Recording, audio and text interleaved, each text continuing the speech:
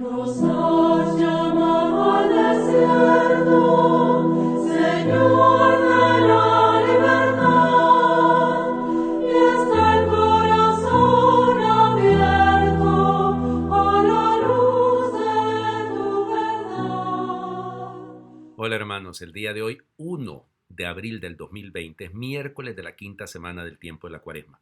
Ya estamos pues muy cerca de llegar a la Semana Santa. Yo les invito a intensificar su preparación próxima, porque ya es dentro de unos días que tendremos esta celebración. La vamos a hacer, claro que sí, la haremos de una manera muy, pero muy distinta, sin la participación de los fieles presencialmente, pero van a participar ustedes, sin duda que sí. Y yo les sigo animando de una sola vez. Recuerden aquello de colocar la cruz en la entrada de las puertas de sus casas. Este es un signo cristiano que nos recuerda realmente a qué precio hemos sido salvados, y es un signo para indicar la protección también del Señor sobre nosotros. Así que yo les animo para colocar esta cruz en la entrada de las puertas de sus casas.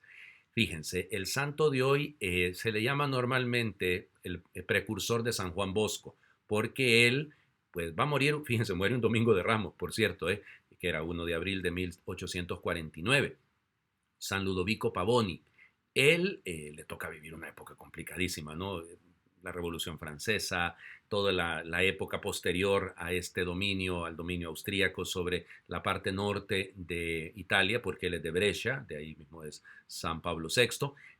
Fíjense, de hecho, fíjense, sus familias técnicamente, digamos, no vivían tan alejadas una de otra. Bueno, igual, no son familias contemporáneas, pero igual. Ahora, fíjense ustedes el detalle con él se da cuenta de la necesidad de la educación de los jóvenes, y entonces por eso empieza a formar talleres y a preparar a los muchachos para enfrentar la época de la revolución industrial. A nosotros nos va a tocar muy duro, sin duda, después de que pase esta epidemia, porque va a pasar, ¿ok? Pero nos va a tocar ahí trabajar mucho los niños, los jóvenes. Hay que irnos preparando para esto también, con creatividad y con mucho amor. Hablando de jóvenes, el Evangelio del día de hoy. Fíjense, el Evangelio, la primera lectura del día de hoy, tomada del libro del profeta Daniel, capítulo tercero. Este capítulo tercero, en serio, que es extenso, Dios mío, que bien podría ser un libro entero, porque lo que nos va a contar es la experiencia de aquellos tres jóvenes en tiempos de Nabucodonosor. En aquellos días dijo el rey Nabucodonosor: ¿es cierto, Cedrac, Mesach y Abdenegó, que no quieren servir a mis dioses, ni adorar la estatua de oro que he mandado levantar? Pues bien, si no es cierto, estén dispuestos, para que, al oír sonar el cuerno, la flauta, la cítara, el salterio, la chirimía y toda clase de instrumentos, se postren y adoren la estatua que he mandado hacer. Pero si no la adoran, serán arrojados inmediatamente a un horno encendido. ¿Y qué Dios podrá librarlos entonces de mis manos? Pero Cedrac, Mesach y Abdenegó contestaron al rey Nabucodonosor: no es necesario responder a tu pregunta, pues el Dios a quien servimos puede librarnos del horno encendido y nos librará de tus manos. Y aunque no lo hiciera, sábete que de ningún modo serviremos a tus dioses ni adoraremos la estatua de oro que has mandado levantar. Entonces Nabucodonosor se enfureció y la expresión de su rostro cambió para Cedrac, Mesach y Abdenegó. Mandó encender el horno y aumentar la fuerza del fuego 7 veces más de lo acostumbrado. Después ordenó que algunos de los hombres más fuertes de su ejército ataran a Cedrac, Mesach y Abdenegó y los arrojaran al horno encendido. Pero el ángel del Señor bajó del cielo, se puso junto a ellos, apartó las llamas y produjo en el horno un frescor como de brisa y de rocío, y el fuego no los atormentó ni los hirió, ni siquiera los tocó. El rey Nabucodonosor, estupefacto, se levantó precipitadamente y dijo a sus consejeros: ¿acaso no estaban atados los tres hombres que arrojamos al horno? Ellos contestaron: sí, señor. El rey replicó: ¿por qué entonces estoy viendo 4 hombres sueltos que se pasean entre las llamas sin quemarse? Y el cuarto parece un ángel. Nabucodonosor los hizo salir del horno y exclamó: bendito sea el Dios de Cedrac, Mesach y Abdenegó, que ha enviado a su ángel para librar a sus siervos, que confiando en él desobedecieron la orden del rey y expusieron su vida antes que servir y adorar a un Dios extraño. Palabra de Dios. Te alabamos, Señor. Confiaron en Dios. Pero a mí lo que más me encanta de esto, pero sábete que si aún así, si Dios no interviene, nosotros no vamos a rendirle culto a ninguno de tus dioses. Me encanta esta respuesta, porque es que hay algunos que ahora que estamos viviendo esta crisis dicen: bueno, ay, ¿cómo es entonces posible? Miren cuántos sacerdotes han muerto en Italia, cuántos sacerdotes han muerto en España. Ajá, ¿y dónde está su Dios? Sepan que aun y cuando han muerto hermanos míos sacerdotes, y van a morir lamentablemente muchas otras personas queridas y que uno va a ir viendo a lo largo de estos días esta situación, no vamos a ceder en nuestra confianza a Dios.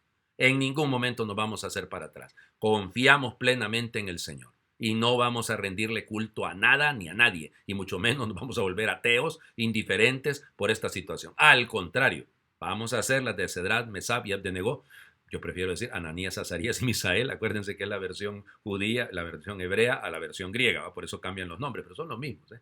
Y entonces digo, es que no podemos cejar en nuestra lucha. Ese es el detalle. Duele mucho, cuesta mucho escuchar todos estos detalles. Sí, detalles, perdonen la expresión. Todas estas muertes, todos estos contaminados. Lo más doloroso es ver la indiferencia, de los que son medio Nabucodonosores, ¿verdad? O sea, es sorprendente esto. Cómo hay gente que en medio de esta situación de dolor, más bien le aumenta el fuego 7 veces al horno. O sea, no contribuyen, no ayudan a que vivamos una situación un poquito distinta, ¿no? Enfrentarla con esperanza, pero no. Por eso, lo nuestro es esto, confiar plenamente en el Señor en el que está la verdad. Ay, Dios mío, capítulo 8 del Evangelio de San Juan, versículos del 31 al 42. En aquel tiempo, Jesús dijo a los que habían creído en él, si se mantienen fieles a mi palabra, serán verdaderos discípulos míos, conocerán la verdad y la verdad los hará libres.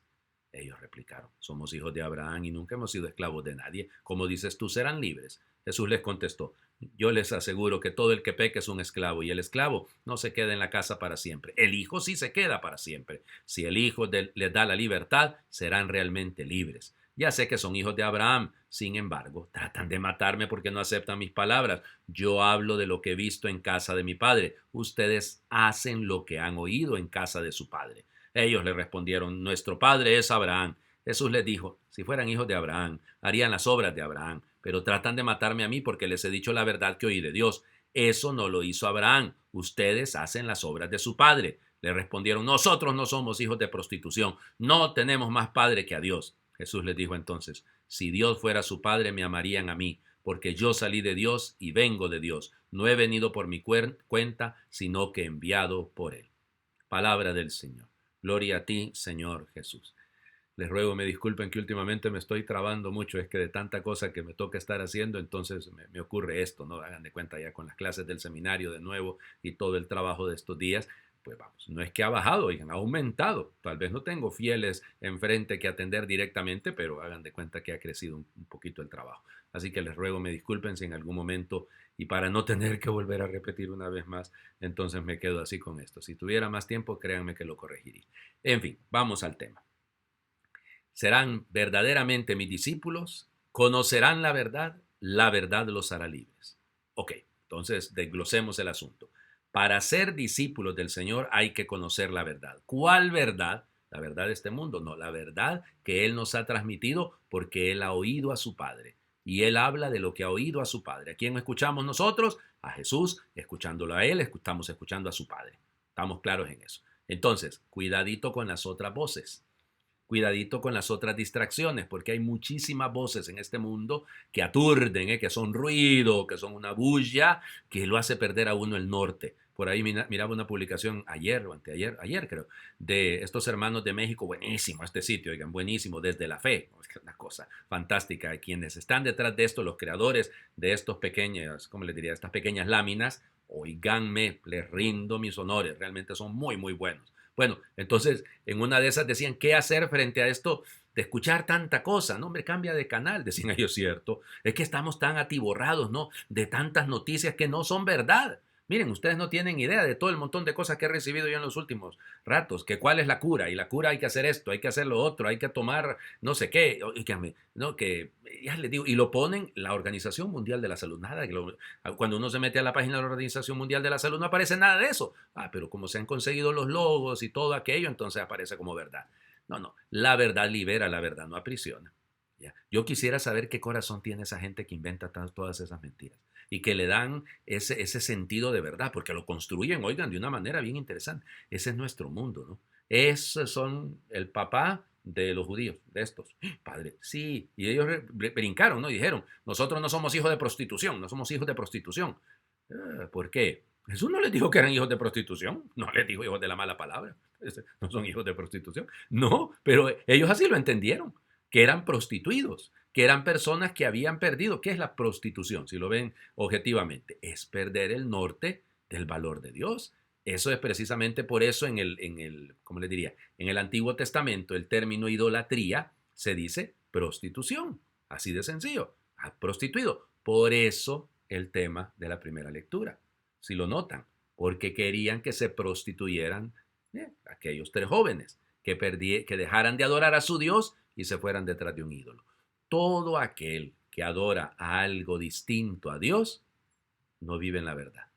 No vive en la verdad. Y por eso es prisionero, perdón, de sus propios caprichos, de sus propios miedos. Y entonces piensen, si yo no confío en Dios, entonces empezamos con algunas situaciones, ¿no? De un temor a veces paranoico, de una situación verdaderamente terrible. Claro, porque no estamos viviendo en la verdad. Hay que vivir en la verdad. La verdad la que libera. Miren, el que siempre dice la verdad, pues nunca se anda preocupando porque le digan, ¿y es cierto lo que dijiste? Pues sí, yo nunca digo mentiras. O sea, ¿por qué voy a contradecirme? ¿Por qué voy a tener que explicarme si yo vivo en la verdad? Vivir en la verdad es vivir en Dios, porque yo soy la verdad, el camino, la verdad y la vida. Entonces, si el Señor eso nos ha dicho, ¿cuál es la verdad que procuramos? La verdad de Dios. Bueno, les invito ahora para terminar a que juntos hagamos otro momentito de oración. Señor, ser libres, libres como el viento para volar en la verdad que nos hace libres. Alabemos al Señor con cantos de liberación porque está aquí con nosotros, acompañándonos en el camino, mostrándonos que es Él, la verdad que nos libera, el gozo de la existencia. Alabad a Jesús, humanidad entera, hombres y mujeres, los ancianos y los niños, al Cristo siempre joven, caminante de pies descalzos, buscador en la noche de ovejas perdidas, de hijos pródigos, para devolverles la libertad y encadenados por amor, vivir en la libertad de los hijos de Dios. Amén. Que Dios les bendiga, les deseo un muy buen miércoles, un muy buen inicio de este mes de abril y una vez más, perdonen que insista tanto, coloquen una cruz en las entradas de sus casas, por favor, como un signo de su fe y de su confianza en el Señor. Bendiciones.